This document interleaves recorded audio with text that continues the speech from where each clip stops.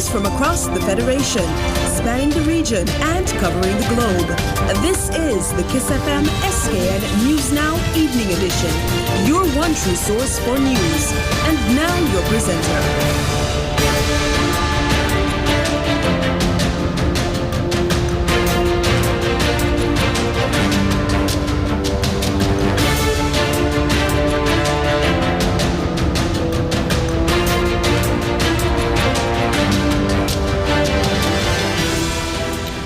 Good evening, I'm Leslie Joseph. Today is Friday, 17th February 2017. This is the SKN News Now Evening Edition. In the headlines tonight, nationally, the government seems to be hesitating indecisively at a crossroads on the matter of the Boundaries Commission report, to pursue or not to pursue. Regionally, 19 Barbadians have been detained as a result of the new United States immigration policies. And internationally, Donald Trump's pick to replace disgraced defense advisor Michael Flynn has declined the job. These stories and more ahead in SKN News Now Evening Edition.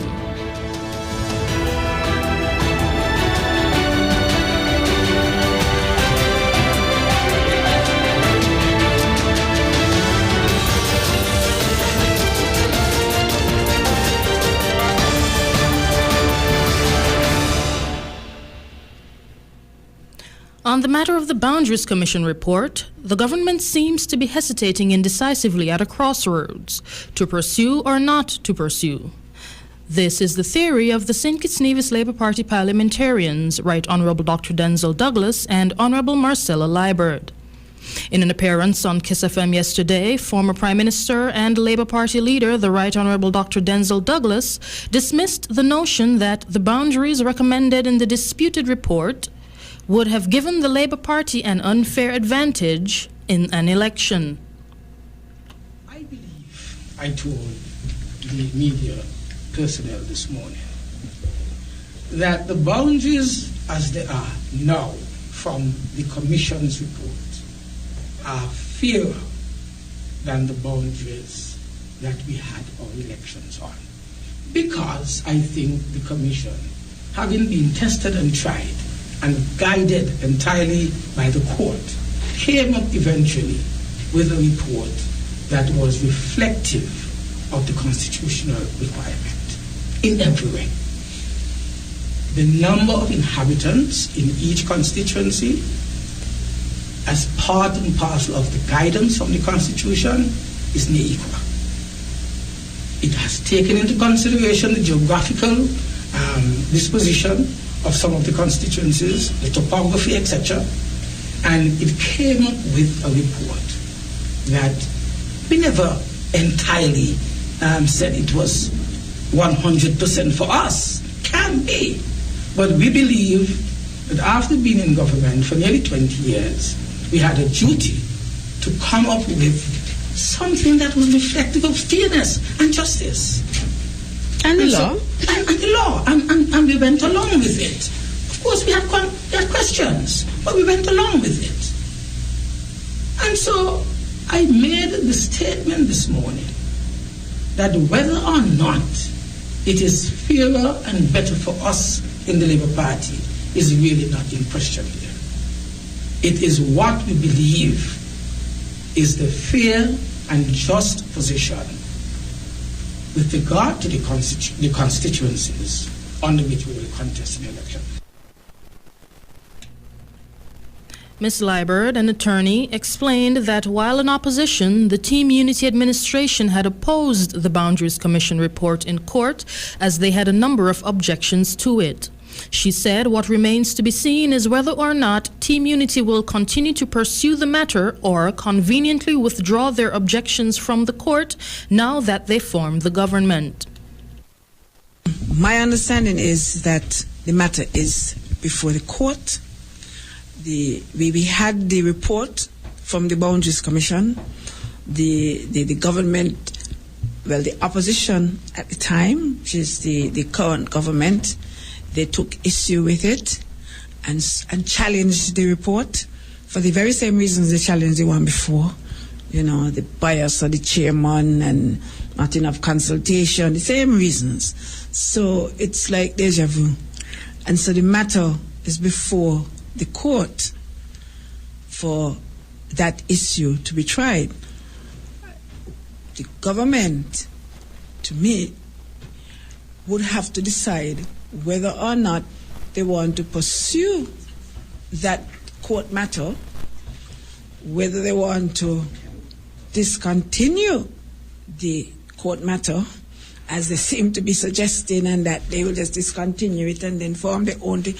I am not sure that it's as easily done as it's been said, because they were very adamant. We went all up to the Privy Council that they wanted to challenge that matter.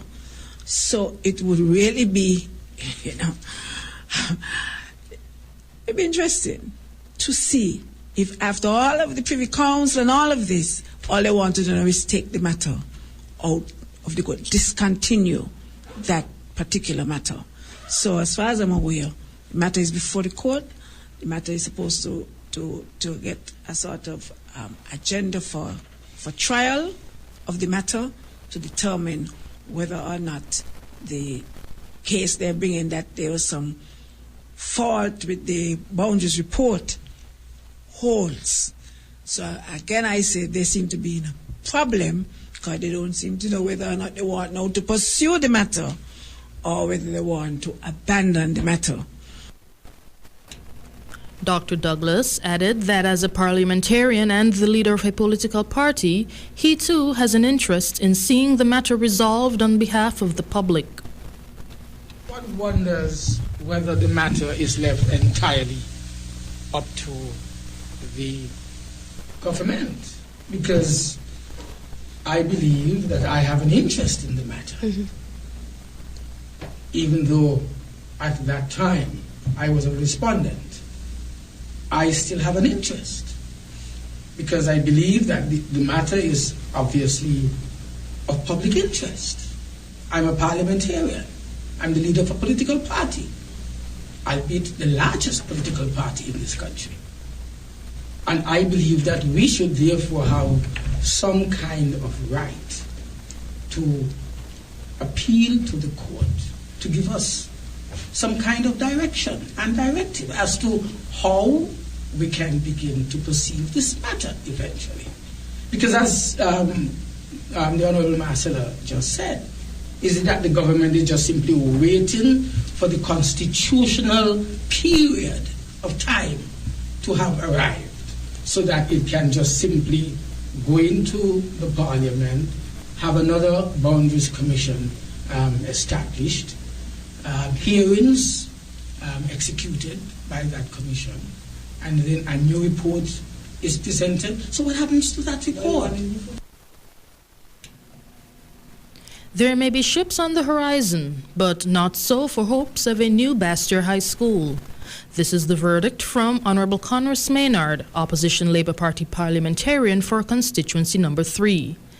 MP Maynard advised the nation against getting their hopes up in this regard, as the furor created over the BHS by Team Unity administration while in opposition had been executed with the aim of emotionally manipulating the public to their electoral advantage.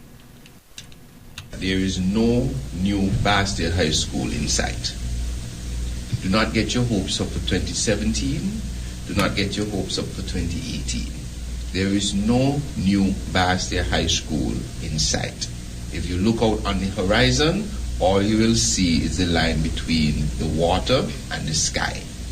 You will not see a new Bastyr High in the distance. That is because, again, they found an issue which they knew would be emotional for parents and students and teachers alike.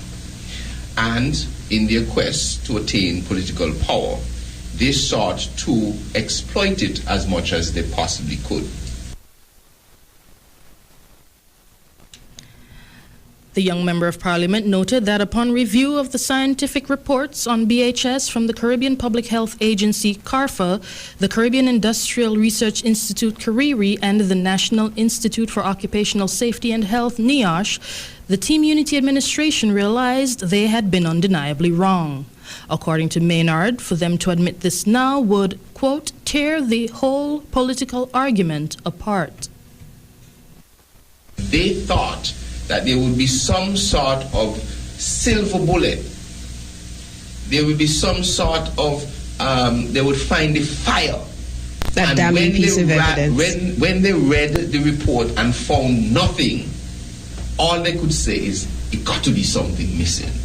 And held the report for 6 or 8 weeks before releasing to the public, because they had to manage the fallout of what people were going to say after NIOSH, a worldwide recognized body on situations like this, would say there is nothing wrong with the school, continue a maintenance program, and you can reoccupy the school effectively. But that would tear their whole political argument apart. And so, as a result of that, not allowing common sense to come to bear and putting the students back in the school, instead, we are going to have a generation of Bastia High School students who did not have the experience that perhaps I had and others. Former Education Minister Honorable Nigel Carty also criticized the Team Unity administration, stating that the government believes that as long as there is consistency in their argument, quote, they can say anything and do anything in politics. This government that we have in office really believes that in politics you can say anything and you can do anything.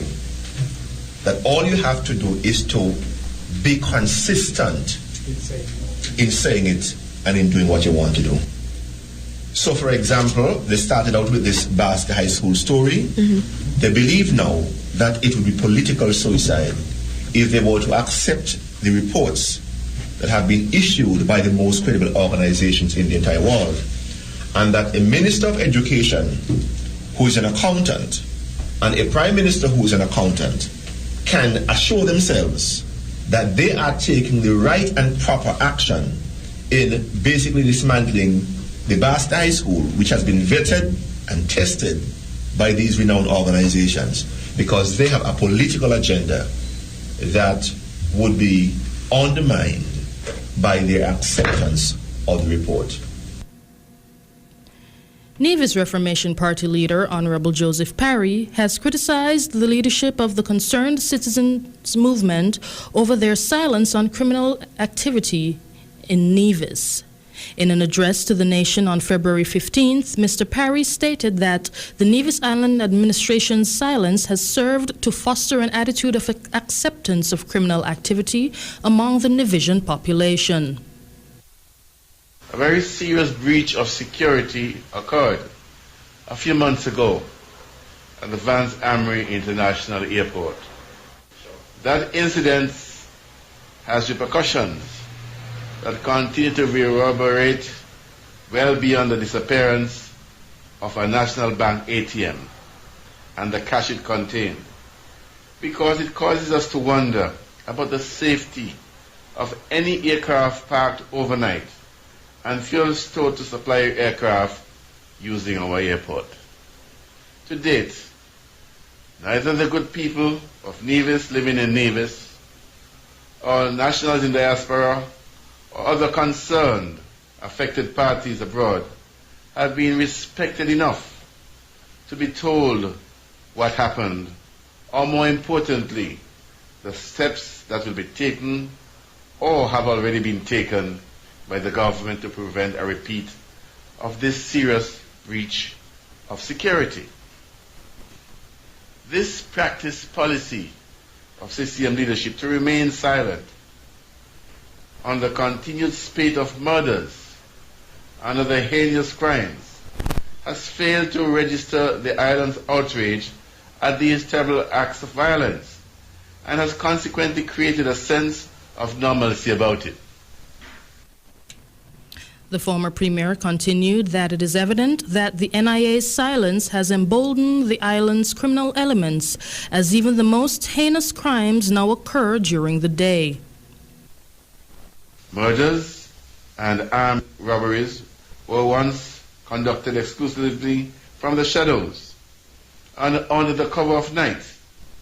And in response, we were all forced to adapt to this fact. Businesses are now closed before sunset. People are using burglar bars to barricade themselves at home after dark. Calls for security services have exploded, and CCTV systems are being deployed in homes and businesses. In response, criminals have themselves adapted and are now perpetrating their crimes in broad daylight. Yet, this CCM administration has failed to speak openly and honestly to the people about these challenges. The government has instead resorted to pushing dubious statistics that purport to show crime is on the decline.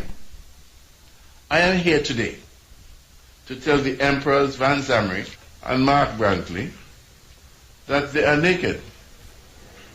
Their deafening silence and ineptitude must be characterized as gross negligence in regard to the reassuring and protecting the people of Nevis.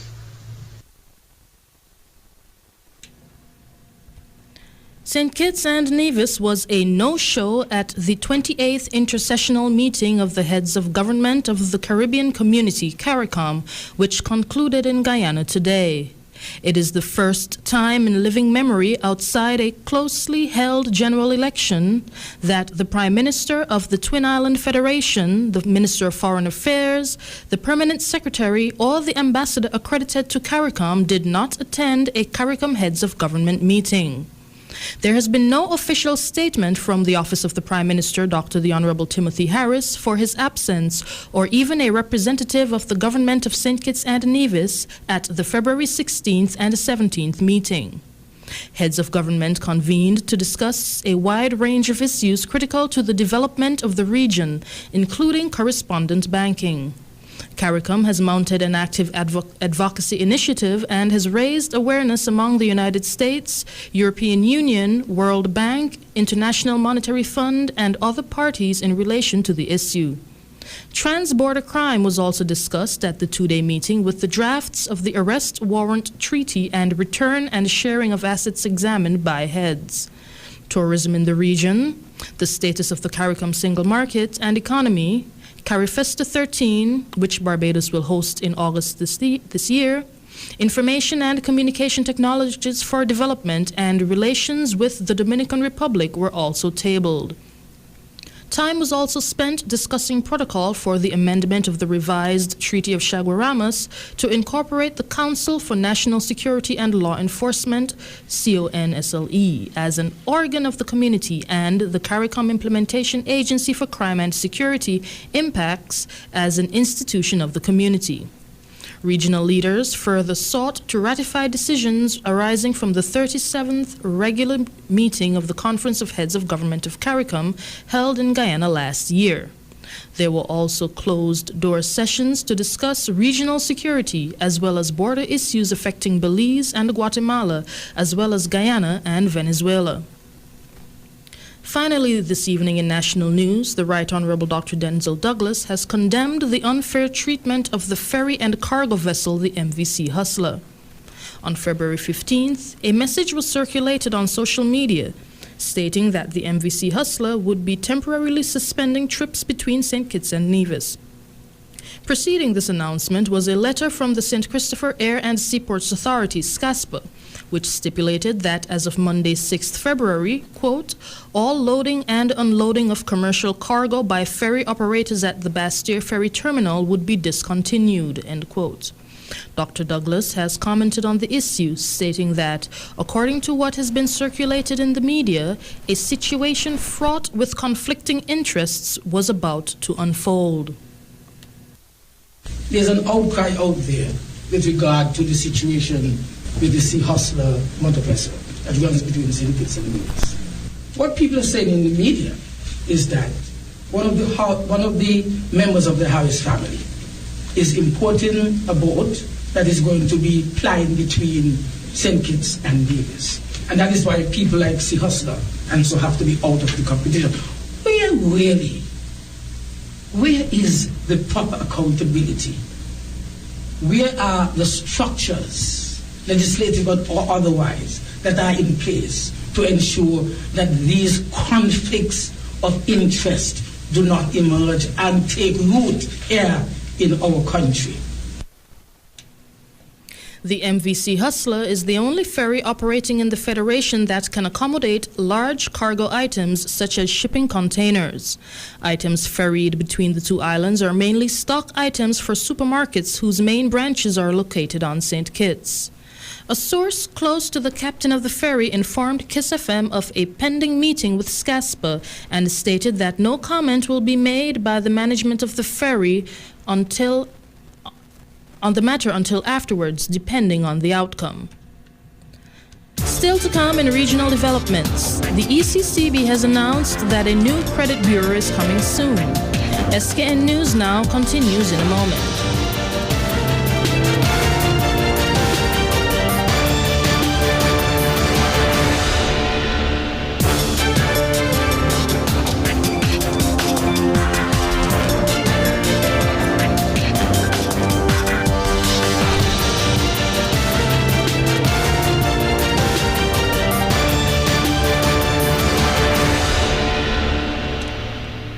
In regional news, the United States immigration policies have begun to impact the region.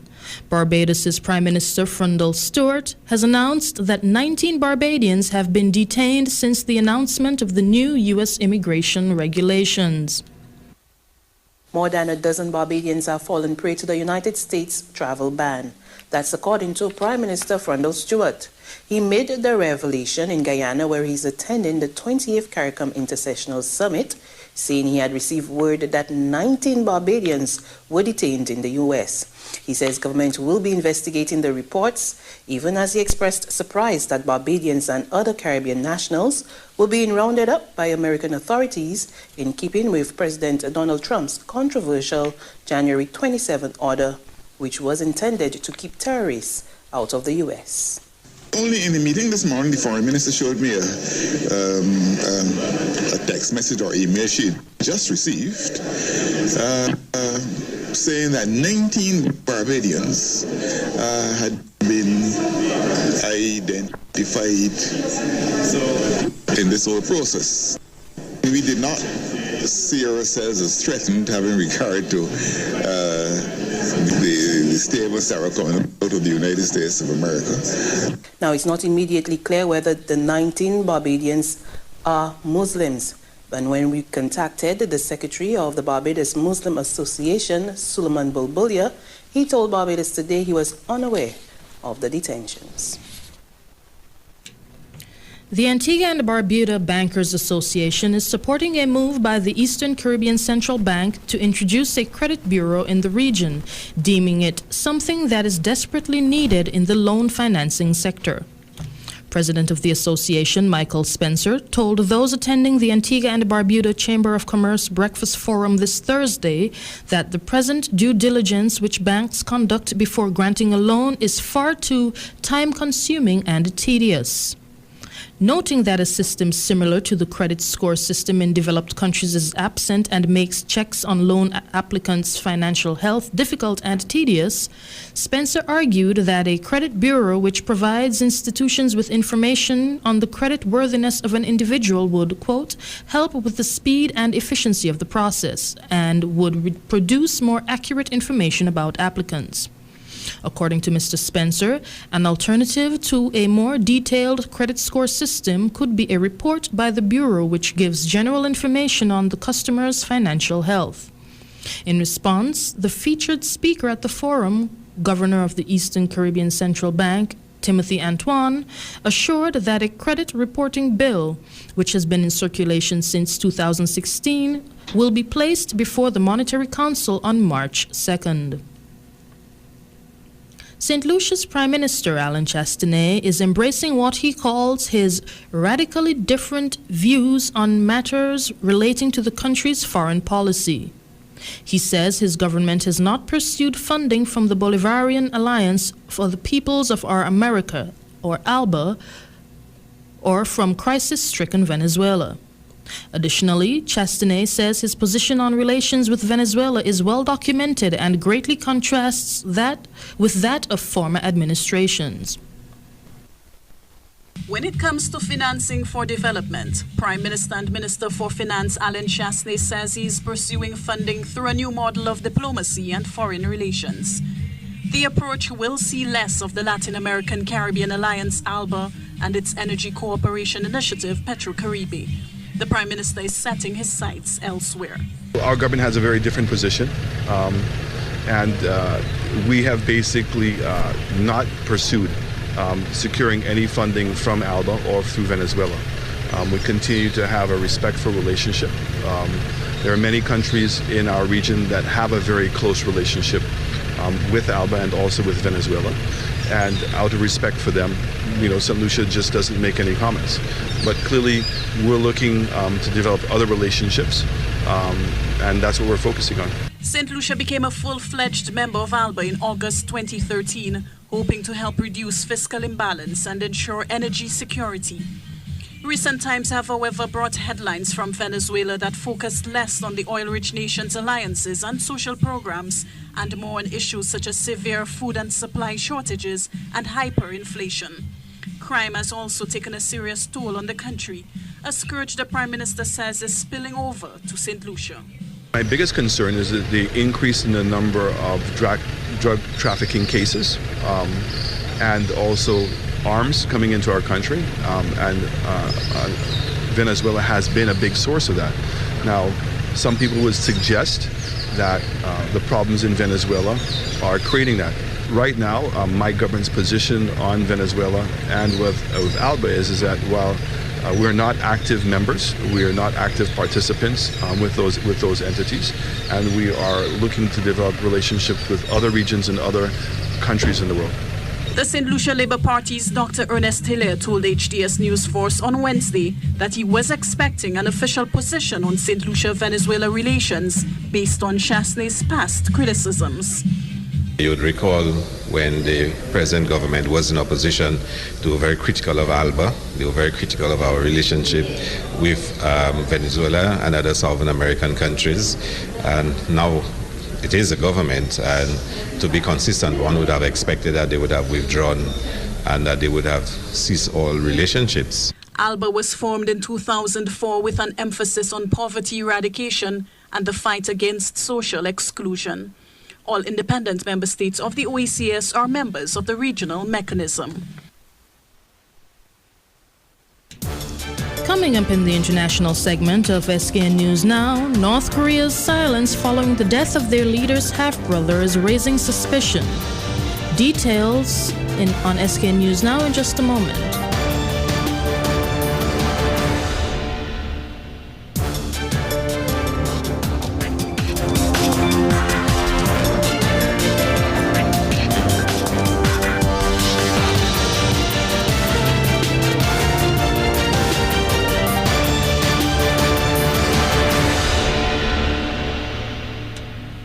On the international scene, President Donald Trump's choice for National Security Advisor, retired Vice Admiral Robert Harwood, has turned down the offer. Zachary Goldman reports.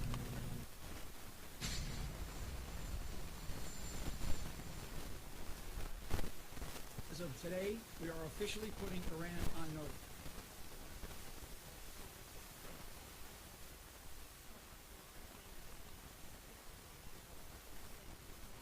Satisfactory to me. And I have somebody that I think will be outstanding for the position. And that also helps, I think, in the making of my decision. Kevin, I think that's a great question, and one that starts in the battle space with the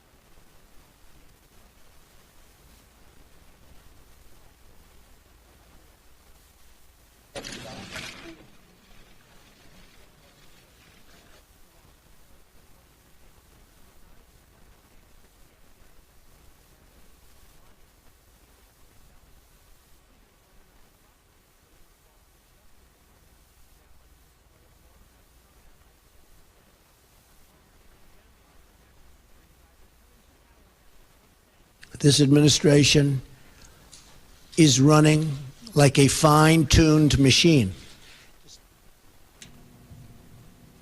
The family of the murdered half-brother of the North Korean leader Kim Jong-un has been living in China since their estrangement from the Pyongyang regime. But now there are questions about Beijing's silence over Kim Jong-nam's death. Adrian Brown reports from Beijing. A few days after the mysterious death of his father, Kim Han-sol will be a worried man. Until recently, he'd led a relatively free life.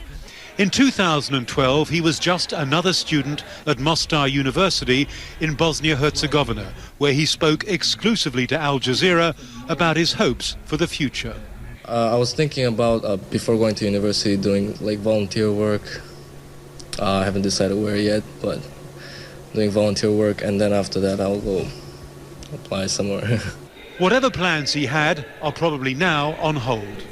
Today, Han-sol, along with his sister and mother, are understood to be in Macau, on the southern coast of China, where his father had lived in exile under Chinese protection for several years. There's been no sign of the family at two of their known homes, including a seafront villa. One analyst thinks they may now be vulnerable.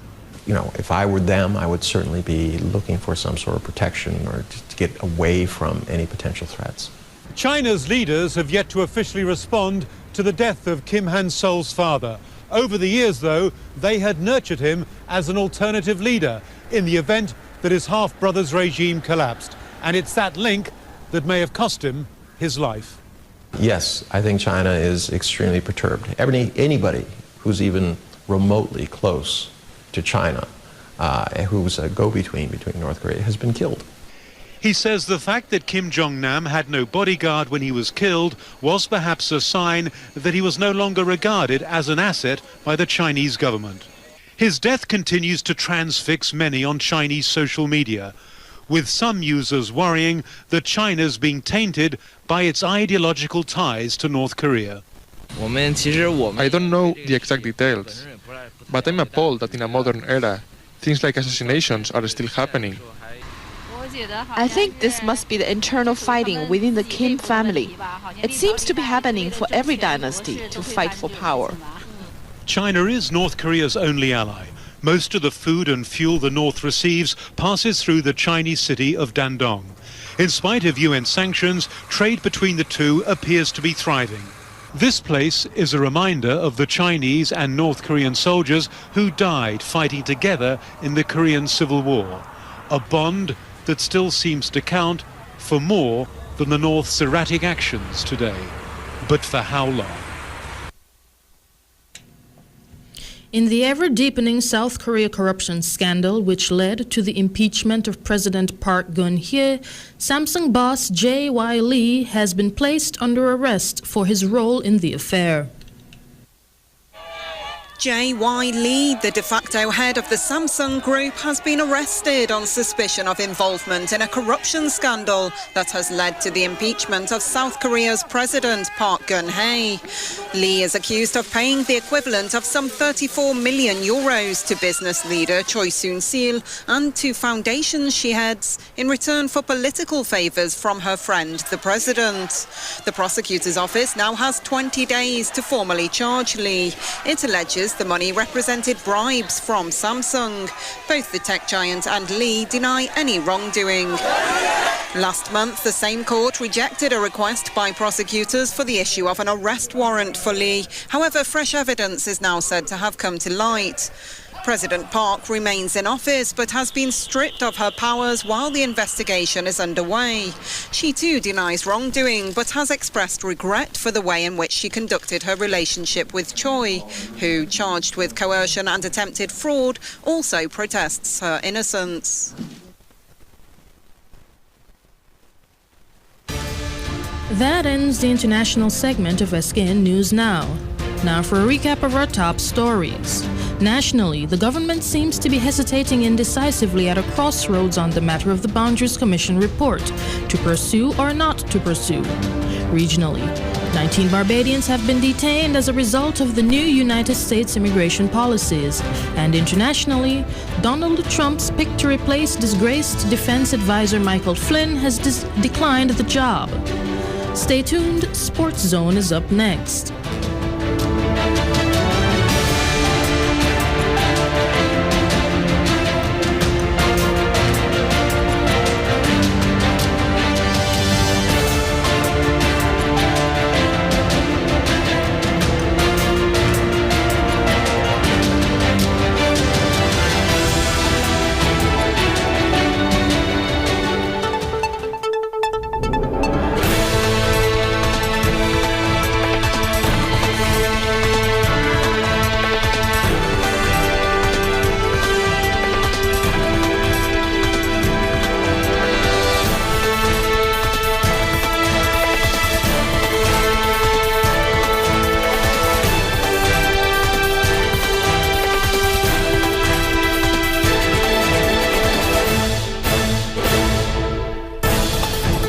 Tonight in Sports Zone, West Indies all-rounder Marlon Samuels cleared the bowl after ban.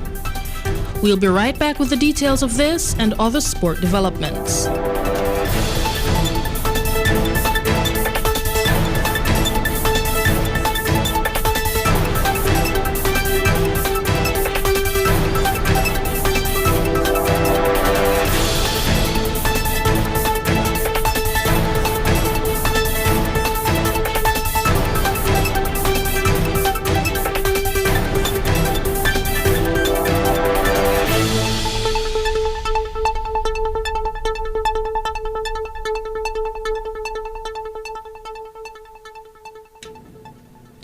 West Indies all-rounder Marlon Samuels has been cleared to bowl after serving a 12-month ban for an illegal action.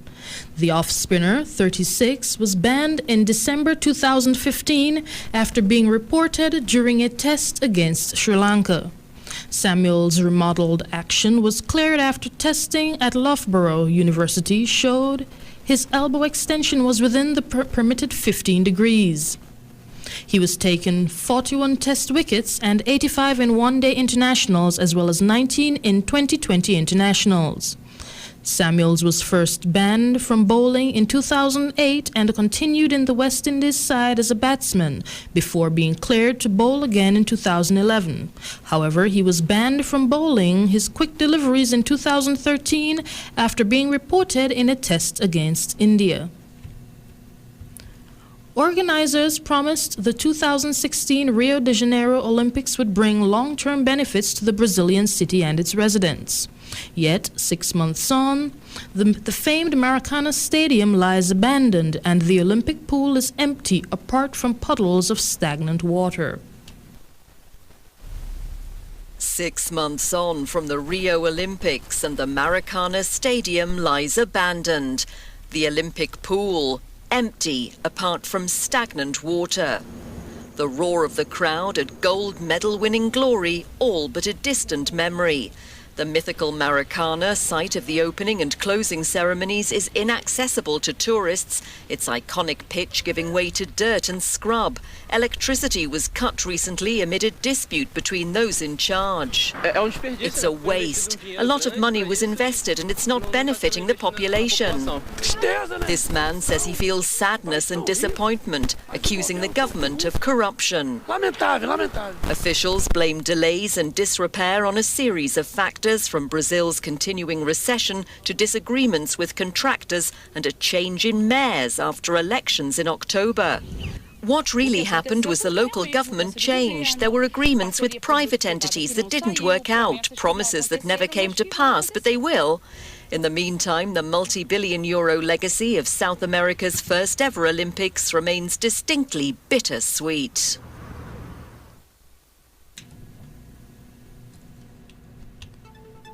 And that brings us to the end of Sports Zone and the SKN News Now Evening Edition. Join us again tomorrow at 11:45 for our SKN News Now Morning Edition. I am Leslie Joseph.